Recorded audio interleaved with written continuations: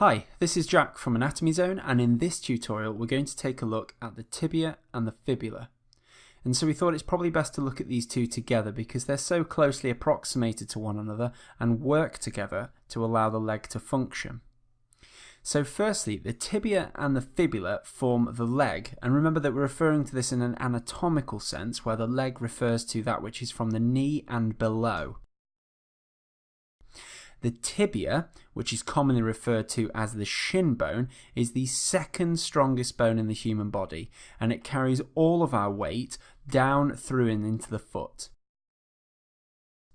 Whereas the fibula, which is Latin for pin or clasp, provides much more of a supportive role, so it has a very insignificant role in weight bearing, and in the literature this is stated to be less than 10%.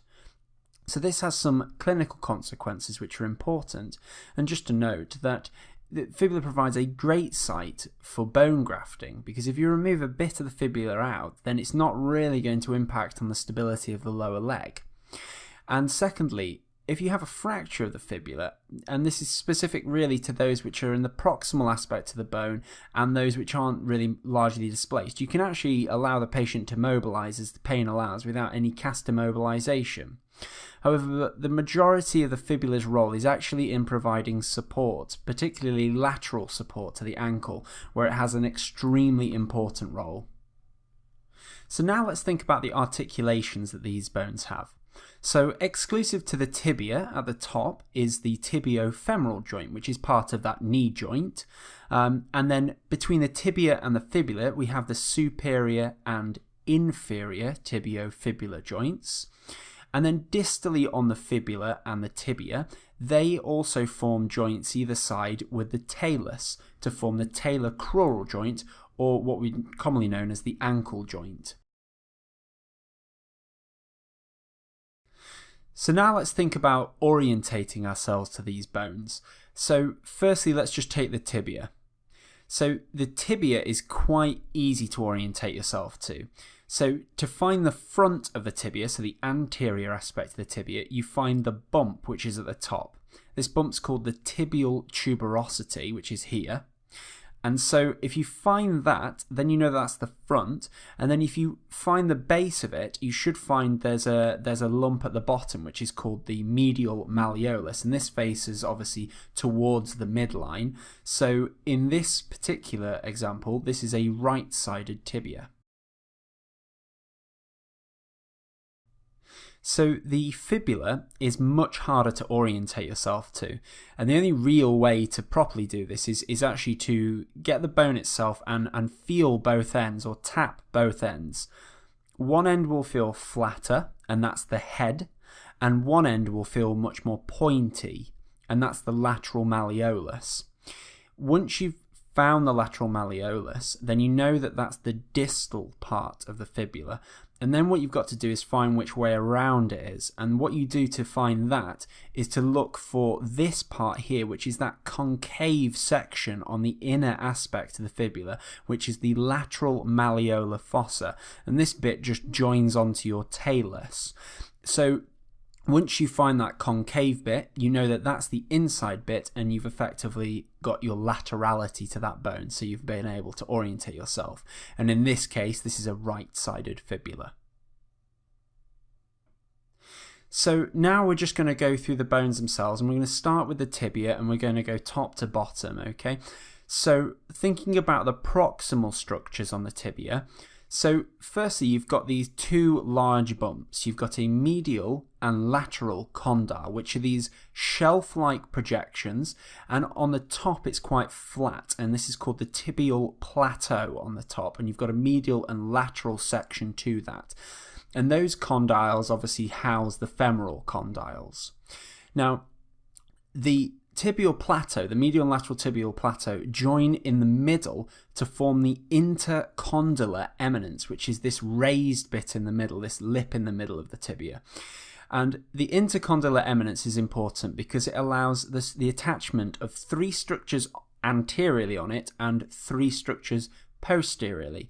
So just taking this view, so a top-down view, effectively bird's eye view, so looking at the intercondylar eminence, on the anterior section of it, Most anteriorly, we'll have the anterior horn of the medial meniscus. Then just behind that, you have your anterior cruciate ligament. And then behind that, you have your anterior horn of the lateral meniscus. And then looking at the posterior part of the intercondylar eminence, at the front of that bit, you've got the posterior horn of the lateral meniscus, and then you have the posterior horn of the medial meniscus, and then most posteriorly, you've got your posterior cruciate ligament. And so to summarize that, kind of basically, essentially the intercondylar eminence just allows us to attach our menisci and our cruciate ligaments. And so finally, the last thing to notice on the proximal aspect of the tibia is this bump which we visited on the front of the bone, which is called the tibial tuberosity. So this provides the attachment point for the quadriceps via the patellar tendon. And just as a clinical aside, the tibial tuberosity can be an important landmark for children presenting with knee pain. So there is a growth plate that develops underneath the tibial tuberosity at 4 to 6 months postnatally, and this fuses at 16 years old. And particularly in kids that play a lot of sports, you can effectively get an overuse injury here, where the quadricep muscle bulk and strength actually overdevelops itself, and so it's pulling against this relatively weak growth plate, and over time that repetitive strain of the tibial tuberosity can cause very small avulsion fractures, which means it's pulling the bone away, and as these repair, the tibial tuberosity grows, so it's enlarged and it's painful. It's known as a traction apophysitis, which goes by the name of Osgood-Schlatter's disease, and this tends to run a course in which it sort of burns out as you become an adult. So next, let's just think about the shaft of the tibia. Now, the tibia is effectively a triangle in shape on its shaft. So there's 3 borders and there's 3 surfaces. So firstly, just to go through the borders, there's an anterior border, a medial border, and an interosseous border.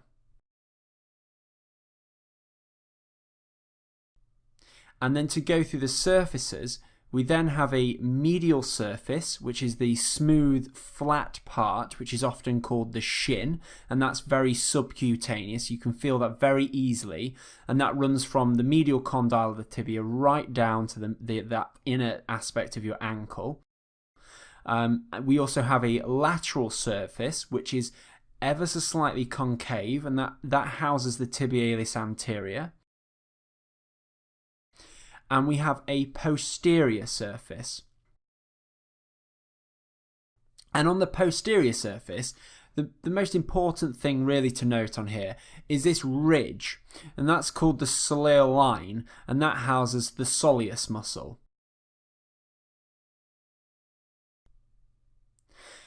So now just looking at the distal aspect, so effectively the shaft itself tapers so it gets smaller for 2/3 of its length, and then it broadens in the last third, creating the medial malleolus, which is the most distal point, and that forms the inner portion of the ankle.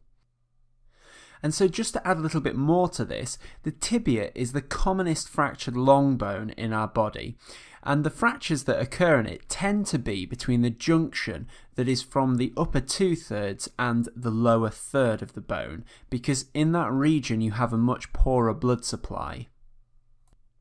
And particularly the proximity of that medial surface to the skin also means that it's a very high risk to be a compound fracture, where there's a break in the skin around the broken bone, and therefore because of that it's actually even more likely to get infected as well. So now let's just think about the fibula. So at the superior portion of the fibula we have the head, and that has a medial facet for articulation with the lateral condyle of the tibia. And the head also provides attachment to the biceps femoris muscle, which is one of your hamstring muscles that bends the knee. And finally, the head also allows attachment of the lateral collateral ligament, which is one of the ligaments that stabilizes the lateral aspect of your knee. And then just below the head is the neck of the fibula, and that's particularly important because it provides a channel around which the common peroneal nerve runs. And clinically, that's important because if you fracture the head or the neck of the fibula, there's a risk that you'll damage this nerve, and clinically, you'll see a patient with a foot drop, which is where they can no longer dorsiflex their foot, and they present with their foot in this position. Then the fibula, similarly to the tibia, has 3 borders on the shaft. It has an anterior border, an interosseous border, and a posterior border.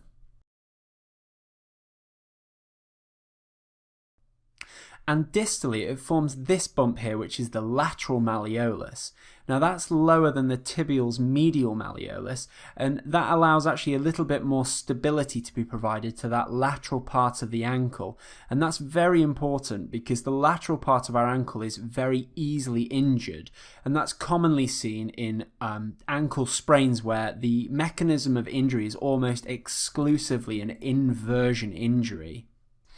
So I hope that you found this tutorial useful, and thanks for supporting us. If you have, then watch some of our other videos, subscribe to our channel and check out our website, and we'll see you in the next one. Thanks.